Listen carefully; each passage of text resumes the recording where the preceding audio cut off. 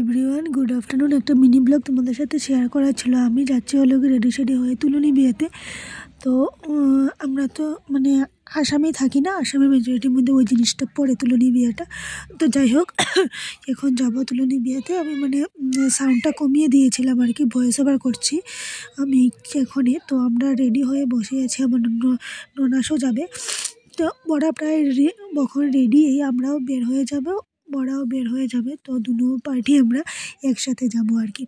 তো ওইখানে চলেও গেলাম, গিয়ে স্টার্টারে ছিল হলো গিয়ে কফি আর পাকোড়া ছিল। ওইখানে কফি নিয়ে বসে গেছি, পাকোড়াও খেয়ে নিয়েছি। পিহু আর সোনু এদিকে খাচ্ছে।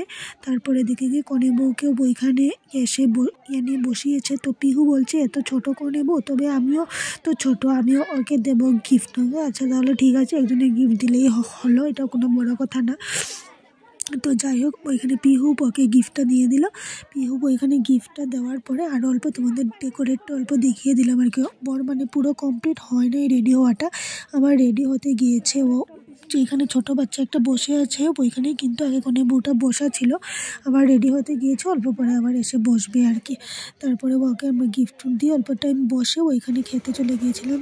ছিল হলো গিয়ে পনিরের তরকারি, ডাল ছিল, ভাজা ছিল, তারপরে লেগে মাছের একটা তরকারি ছিল আর কি, মাটন ছিল, দই মিষ্টি ছিল। তারপরে তো ঘরে চলে আসলাম।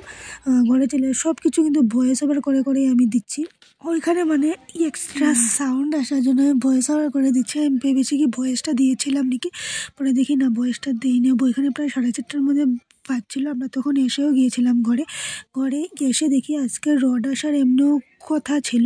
তো ঘরে এই নিয়ে 3 থেকে 4 বার হবে রডটা আসলো আর কি। তো আচ্ছা ঠিক আছে, আবার